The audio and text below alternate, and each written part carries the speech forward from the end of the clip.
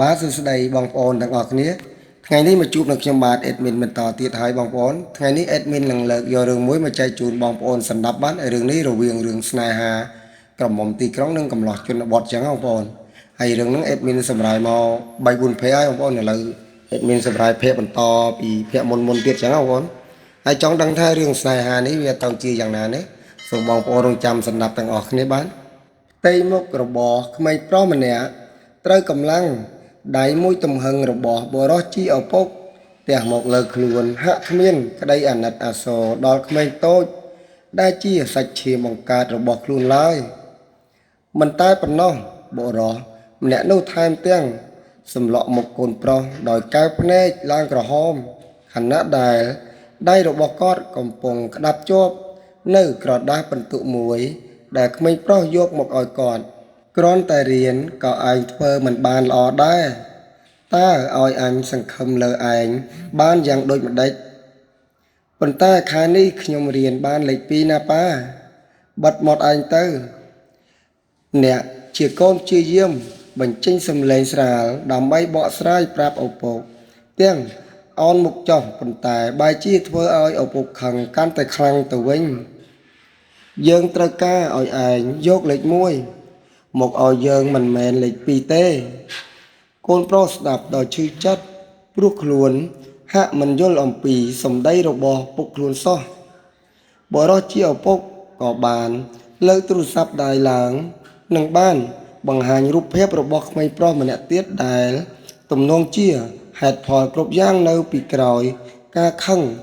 ក្របារបស់គាត់តើឯងស្គាល់អាក្មេងម្នាក់នេះឬទេសត្យា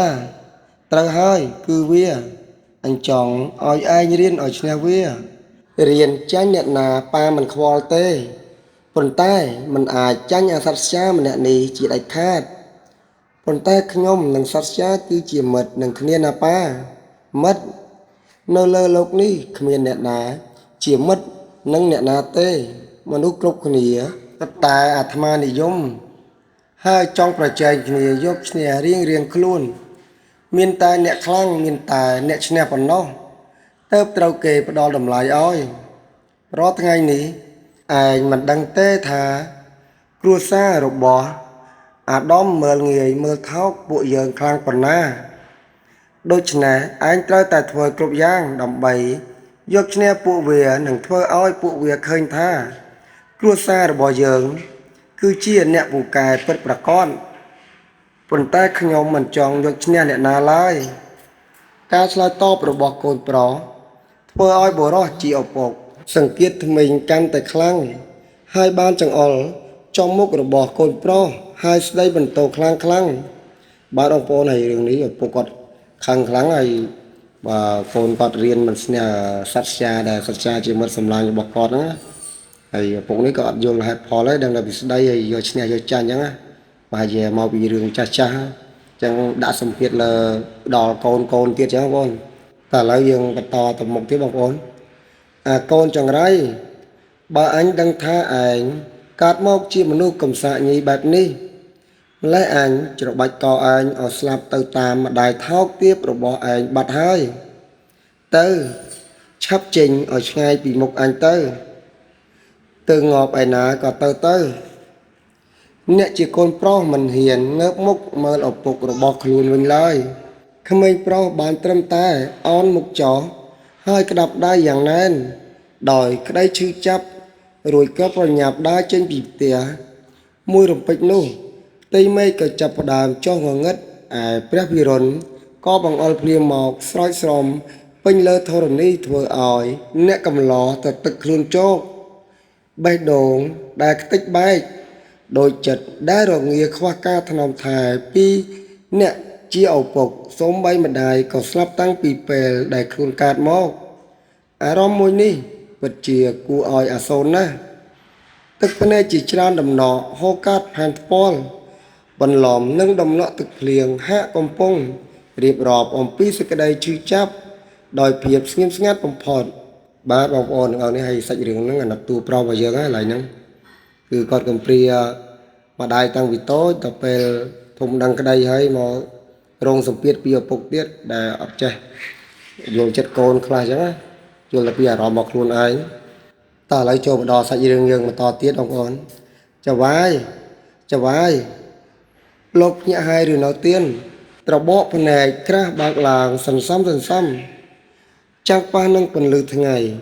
នរិនដែលទៅនឹកភ្ញាក់ពីសុបិនដល់ឈឺចាប់មុននេះក៏បានក្រោកឡើងទាំងមុខស្រងោកស្រងាត់អ្នកកំឡោះខំប្រឹងលើកដៃស្បូតមុខឲ្យស្រឡះបែរជាប្រទះនឹងដំណក់ទឹកដែលនៅសាមជាប់ថ្ពាល់ទាំងសងខាងរឿងកន្លងហួសទៅច្រើនឆ្នាំយ៉ាងនេះហើយហេតុអ្វីក៏ខ្ញុំនៅតែមិនអាចបំភ្លេចវាបានទៀតសំឡេងគោះទ្វារក៏បានពន្លឺឡើងជាថ្មីខាងណានរិនកំពុងព្យាយាមសម្រួលស្មារតីចូលមកចោះភ្លាមនោះទ្វារបន្ទប់ក៏បានបើកឡើងដោយអាកូកាបង្ហាញខ្លួនឡើងមុនគេកូនឆ្កែមួយនេះរត់លឿនណាស់ព្រមទាំងស្ទុះឡើងមកលើក្រែរបស់នរិនបានលិតមកម្ចាស់វាទៀតផងហាក់ដឹងថាម្ចាស់ខ្លួនកំពុងត្រូវការភាពកក់ក្ដៅអាកូកាព្រឹកនេះឯងកើតអីនឹងទៅធ្វើដូចជានឹករលឹកខ្ញុំណាស់អញ្ចឹងសុំទោសផងចវាយខ្ញុំព្យាយាមចាប់អាកូកាដែរប៉ុន្តែចាប់វាមិនឈ្នះទៅបណ្ដោយឲ្យវាឡើងមករំខានចវាយបែបនេះមិនអីទេអាកូកាប្រៀបដូចជាសមាជិកម្នាក់ក្នុងគ្រួសាររបស់ខ្ញុំដែរខ្ញុំមិនប្រកាន់អ្វីទេនិយាយអញ្ចឹងតើសាក់ឯងមានការអ្វីសំខាន់មែនឬទេទៅមករកខ្ញុំទាំងព្រឹកព្រលឹមបែបនេះគឺថាសាក់ហាមាត់និយាយមិនរួចធ្វើឲ្យនរិនជ្រួញចិញ្ចើមដោយក្តីងឿងឆ្ងល់មួយរំពេចខ្ញុំហាមាត់និយាយមិនចេញទេយល់ល្អចវាយទៅចំការមើលដោយខ្លួនឯងទៅទៀនសម្ដីរបស់សាក់ធ្វើឲ្យកំឡោះម្ចាស់ចំការងឿងឆ្ងល់កាន់តែខ្លាំងមិនបងអងយូរនរិនក៏ប្រញាប់ចូលងូតទឹកនិងរៀបចំខ្លួនដើម្បីចុះទៅមើលចំការនៅខាងក្រោមទស្សនភាពដំបូងដែលធ្វើឲ្យអ្នកកំឡោះស្រឡាំងកាំងគឺនៅក្នុងចំការពេលនោះមានកម្មករច្រើនជាងរាល់ដងដែលបើសង្កេតមើលឲ្យច្បាស់គឺពាក់កណ្ដាលនៃពួកគេជាកម្មករមកពីការដ្ឋានរបស់រចនាបាទបងប្អូនហើយរចនាហ្នឹងគឺជាតួស្រីដែលគាត់មកពីទីក្រុងអញ្ចឹងណាតែតួស្រីយើងឆ្នាបងប្អូនតម្រាំមកដល់សម្របសម្រួលគ្នាបានមកដល់ពេលហ្នឹងវគ្គមុនបងប្អូនចូលសម្ដាប់ទៅគឺឆ្នាតួស្រីរបស់យើងតែឥឡូវចូលមកដល់សាច់រឿងបន្តទៀតបងប្អូនពួកគេទាំងនោះគឺជាមនុស្សរបស់រចនាតើមែនឬទេបាទចវាយស្ដាប់ឮចម្លើយរបស់សាក់ហើយនរិនក៏បានងាកមកទៅរកកូនចៅភ្លាមរួចលើកចិញ្ចើមម្ខាងជាសញ្ញាត្រូវការបញ្យល់បន្ថែមពីនិស្សិតពួកគេប្រាប់ថា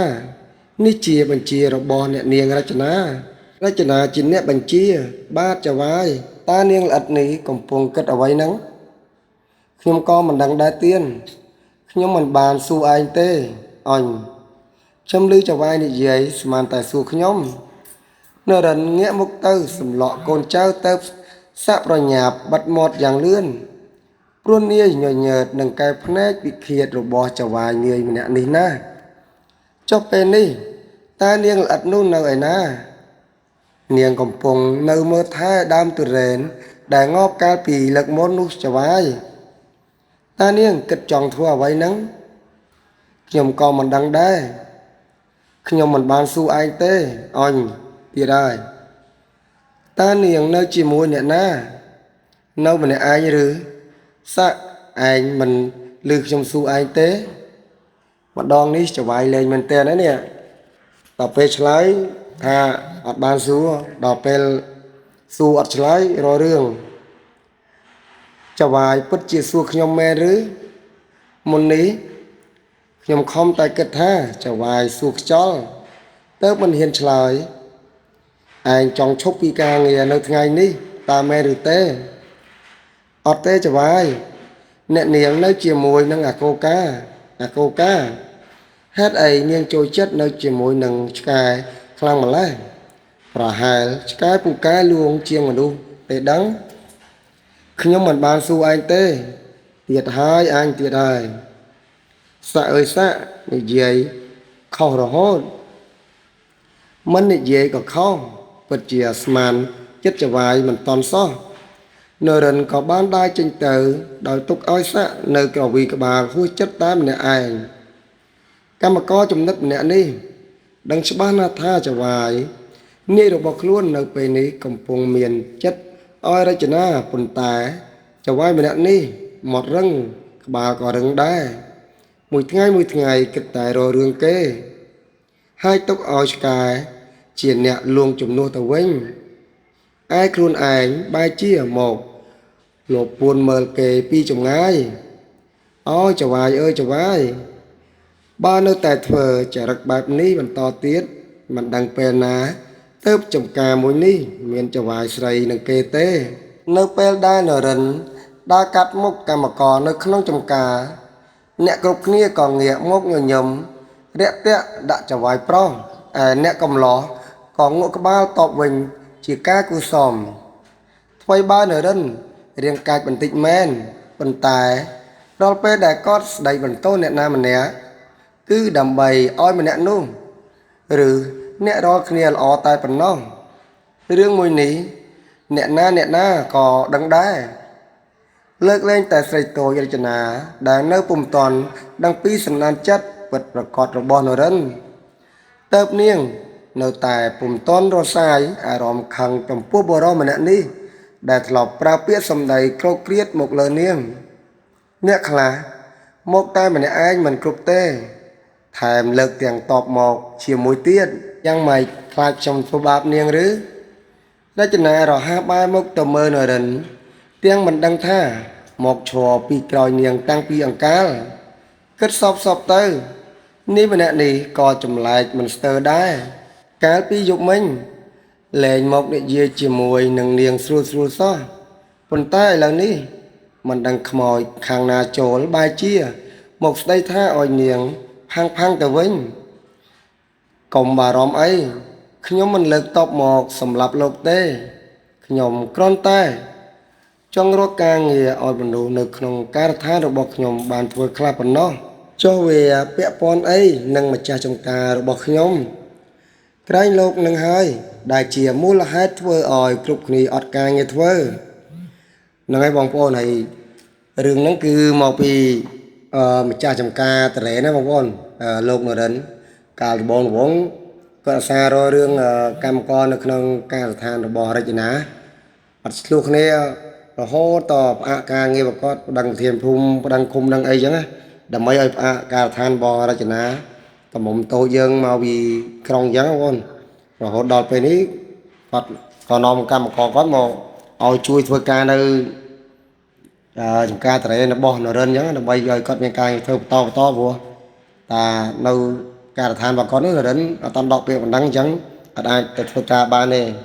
តែឥឡូវចូលដល់សាច់រឿងយើងបន្តទៀតបងប្អូនក្រែងលោកនឹងហើយដែលជាមូលហេតុធ្វើឲ្យគ្រប់គ្នាអត់ការងារធ្វើប៉ុន្តែវាជាកំហុសរបស់ពួកគេតាទោះយ៉ាងណាលោកក៏មានចំណាយខុសដែរប៉ុន្តែពួកគេសមនឹងទទួលកំហុសបែបនេះហើយខ្ញុំដឹងហើយខ្ញុំក៏បានឃើញអស់ដែរថាមនុស្សរបស់ខ្ញុំបានធ្វើរឿងមិនល្អអ្វីខ្លះមកលើចំការរបស់លោកត្រង់ចំណុចនេះខ្ញុំត្រូវសុំទោសលោកជំនួសពួកគាត់ផងនរិននៅស្ងៀមស្ងាត់ហើយរងចាំស្ដាប់រចនានិយាយបន្តស្របពេលដែលនាងតូចបានដើរមកជិតព្រមទាំងលើកដៃសំពះនាយធ្វើឲ្យនរិនកាន់តែស្រឡាញ់តាំងថែមមួយកម្រិតទៀតឲ្យខ្ញុំសុំទោសផងចំពោះកំហុសដែលមនុស្សរបស់ខ្ញុំបានធ្វើឲ្យដំណាំនៅក្នុងចំការរបស់លោកត្រូវខូចខាតជាពិសេសខ្ញុំសុំទោសដែលកន្លងទៅខ្ញុំមិនបានសេពឲ្យបានច្បាស់បែរជាប្រើពាក្យមិនសមរម្យដាក់លោកទាំងការពិតពួកខ្ញុំជាអ្នកខុសទាំងស្រុងហើយម្យ៉ាងទៀតលោកថែមទាំងជាមនុស្សចាស់ជាងខ្ញុំទៀតសុំទោសហើយហេតុអ្វីនៅឆ្លៀតបន្លំដៀលខ្ញុំទៀតនាងក្រមុំទីក្រុងនាងឆ្នះអាកំឡោះនរិនមុខឌឺបាទហើយបងប្អូនទាំងអស់គ្នារឿងហ្នឹងអេដមីនសូមសម្រាប់បញ្ចប់ត្រឹមតែប៉ុណ្្នឹងទេបាទសូមបងប្អូនរងចាំស្ដាប់នៅវគ្គបន្តទៀតបាទ ហើយបើបងប្អូនគិតថាពេញចិត្តបងប្អូនជួយគាំទ្រនិងជួយចុច Subscribe ឲ្យ admin ម្នាក់មួយផងបាទដើម្បីបានវីដេអូថ្មីៗបន្តទៀតបាទសូមអរគុណ